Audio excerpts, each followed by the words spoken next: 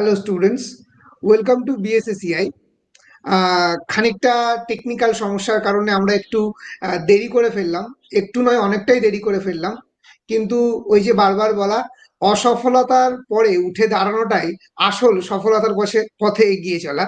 ঠিক সেরকম ভাবেই 23 মিনিট দেরি হয়ে গেলেও আমরা কিন্তু শুরুটা শেষ পর্যন্ত করতে পেরেছি, সমগ্র অসফলতা, সমগ্র বাধা বিপত্তিকে কাটিয়ে উঠে। তো যাই হোক, আর বেশি সময় নেব না। আজকের এই লাইভে আমরা মূলত এনটিএনএড এর ইংলিশের একটি টপিক নিয়ে আলোচনা করতে চলে এসেছি তোমাদের সামনে। এবং আজকে এই অনুষ্ঠানে আমাদের মধ্যে আছেন আমাদের প্রিয় Sreemoyee madam.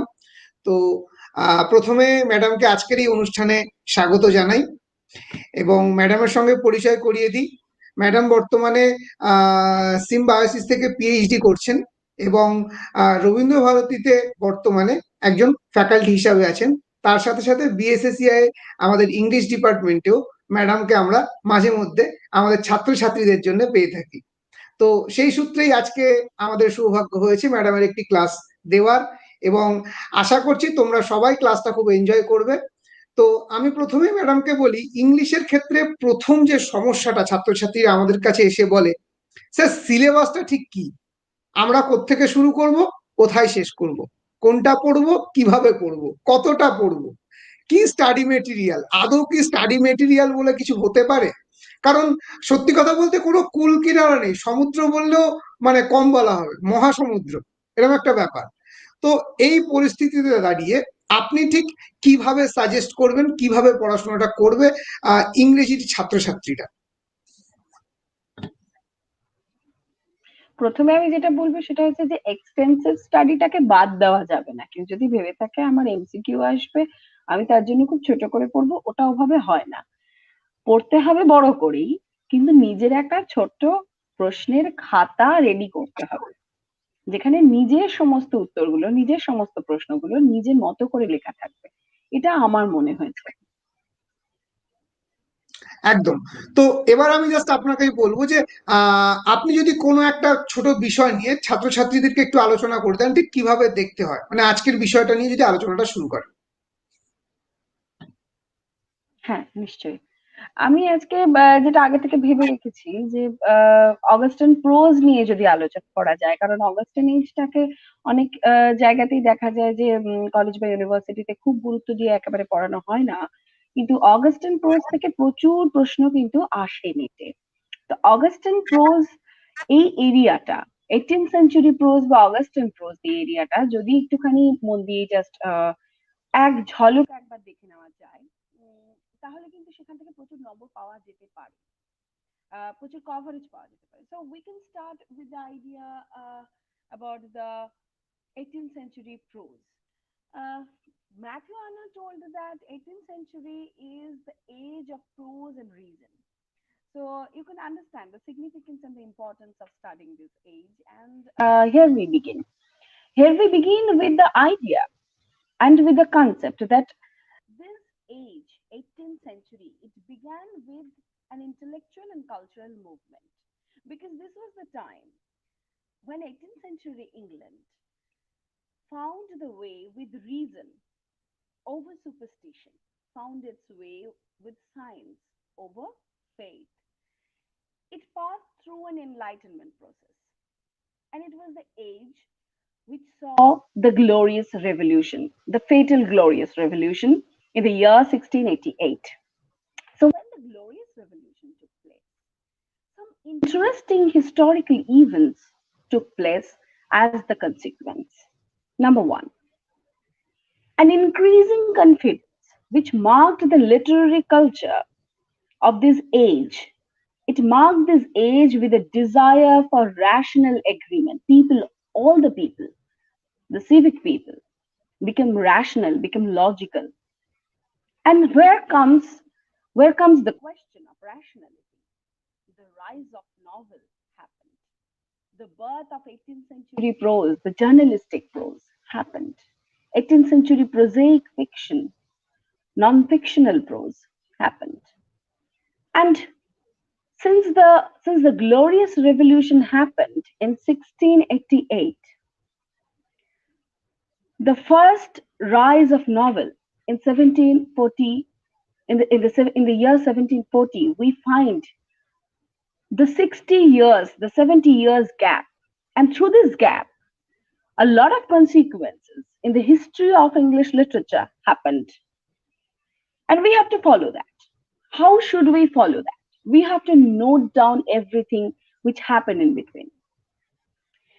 And this phase, this 60, 70 years history of Augustan age, it determined the political history, the political destiny of Europe and the psyche of its people for next 100 years, you remember.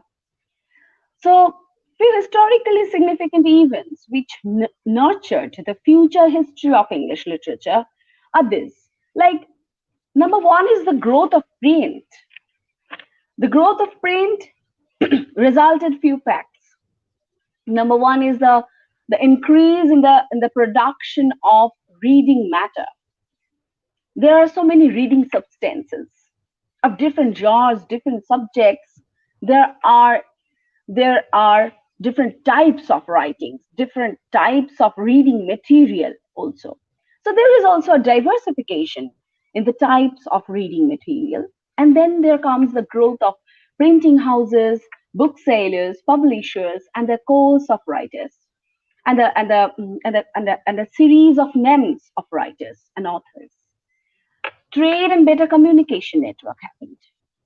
And at the end, we cannot just dismiss the fact that it gave the birth of a reading class. So when we come to the point of birth of reading class, we have to understand that it is also the birth of middle class. As Jan Watts found the triple rise thesis about the rise of novels in 18th century, he mentioned that the birth of middle class. It is very interesting because the birth of middle class gave the birth of literacy. People were much more interested in the reading habits. People were interested with their middle class values, and birth of middle class also signified the factor that there are also three groups of middle class, like lower middle class, upper middle class.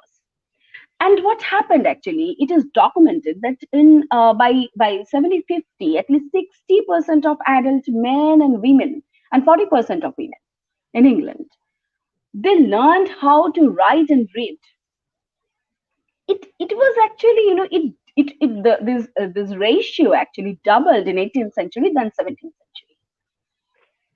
So this birth of reading class and reading middle class, we can see the consequence. We can see the women who are reading. We can see clerks, they are reading. We can see that the tradesmen, they're reading. The domestic servants, they're also interested in reading. And what kind of reading? New readership was created. What kind of reading was there? They lacked the skillful knowledge of reading poetry. They didn't have that. Because reading poetry of that point of time, when Alexander Pope was writing, it needed a lot of knowledge and skill. Knowledge to the prior classical literature, prior classical language. They didn't have that. What to do with that? So they were interested in reading the literature of the time, reading something very easy, something very quick and fast. A reading habit they can just, they just could enjoy. They wanted to grow that kind of reading habit. And of course, it drove to the way of, reading novels, reading prose, reading essays. So variety of prose writings, came with their different styles of writing. So different genres of prose writing, were also there. So there were non-fictional prose and fictional prose. So in the non-fictional prose, of course, you can find variety of genres and variety of topics. Topics or the subjects of the prose writings, they ranged from the personal, philosophical, political, love affair, gardening, environment, health, everything, and even the science. So you have to understand this genre, the style, and you have to read pretty much, significant texts of these prose writings, and you have to note it down. Which texts are important? Who created the best texts of that time? What were the names of the periodicals, journals, and magazines? And if you ask me about the genres of this periodical writing, there were epistles, there were dialogue, there were pamphlet, essay, and so many more. There was no bombasting words, no ornamentalism, and of course, there was the direct conveying of the information. There was scientific writing, there was the historical writing, I mean, writing about the history of a place, it was very famous. And there was diary writing. What were the most important diaries of that age? You have to know that. So, reading became a matter of test, which they just wanted in their daily life, in their everyday life. So, in the when this reading habit came into their everyday life, there was a requirement for reading everyday material. So now these days we call newspapers the daily. So do we understand what was the relation between the word daily and daily reading material? So you have to understand the context. You have to know the history. You have to note down it by the, making a chronicle in your own copy for the net. And you have to know the Tatler, the Spectator, Universal Chronicle, Weekly Gazette, Rambler, Female Tatler. You know about that? Who was publishing Female Tatler? Gentleman's Magazine and Ladies Magazine. There was Kit Kat Club, Scribblers Club, the coffee houses. Yes, writers and politicians sat there together, like we see in Kolkata. It was a time when Sunil Gangopadhyay and Shakti Chattopadhyay, they used to sit with the politicians of the time. The filmmakers were there. The same scenario was there in 18th century. They discussed politics. They wrote together. They interacted with coffees, and clubhouses were there for having a better test of life with these reading materials. It was all about the proses, the non-fictional proses. And if we come to the fictional portion of it, what about that? There is rise of novels. You have to understand the entire consequence there. There is epistolary novel. Which one is the epistolary novel? Pamela, Samuel Richardson, picaresque novel. Moll Flanders, Female Picaro, a social satire, Gulliver's Travels, A Tale of Tub, hmm? Fictional autobiography or biography. It was also a famous style of novel writing. Robinson Crusoe by Daniel Defoe. It was a fictional biography, and sentimental novel by Goldsmith. There is Vicar of the Wakefield, and last but not the least, there is Gothic novel.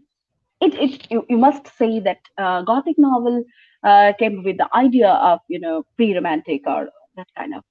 But the start of novel writing with Gothic influences, it was there in 18th century. So it came into the early 19th century. So you have to understand this entire thing, the fictional and the non-fictional, prose writing, essay writing, the magazines, the journalistic things, journalistic writing, uh, everything. You cannot miss it out. So the reading must not be very objective. Reading must be extensive for net, but your copy must be objective. So just before the exam, at the night, you can just turn over the pages and just look into the matters and just remember it. That's it. So yes, I think you all got the point what I was trying to tell you. So here at Below BSSEI, we always try to train the students uh, in different ways. But the most interesting thing we generally do, that is to create an interest for the subject in the student psyche. That is the most interesting thing, I think. So thank you so much, everyone. Bye.